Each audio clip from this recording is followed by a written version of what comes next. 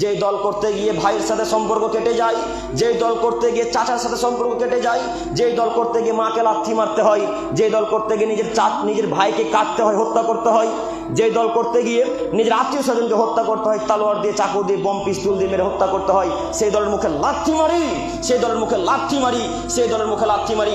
আমি কি ইহুদি? আমি কি খ্রিস্টান? ওই খ্রিস্টান আব্রাহাম এই ভোটের কাল্পনিক তথ্য বের করে গেছে, ওই খ্রিস্টান আব্রাহাম এই ভোট পদ্ধতি বের করে গেছে। আপনি কেন ভোটের পদ্ধতিতে নামলেন? আপনি কি ইহুদি নাকি? আপনি কি খ্রিস্টান?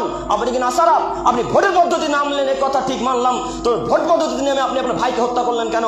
চাচাতো ভাইয়ের সাথে সম্পর্ক নষ্ট করলেন কেন? খালাতো ভাইয়ের সাথে সম্পর্ক নষ্ট করলেন কেন? কি দেখাতে যাচ্ছেন? আল্লাহ বলছেন, তোমরা যদি ওই ইহুদিদের নীতি মেনে নাও, তোমরা যদি খ্রিস্টানদের নীতিকে মেনে নাও, মনে রেখো তোমরা তাদের সাথে কিয়ামতের মাঠে থাকবে। এখন চলেন না ভোট পদ্ধতিতে, আপনাকে কোনোদিন নিষেধ করবো না, চলেন।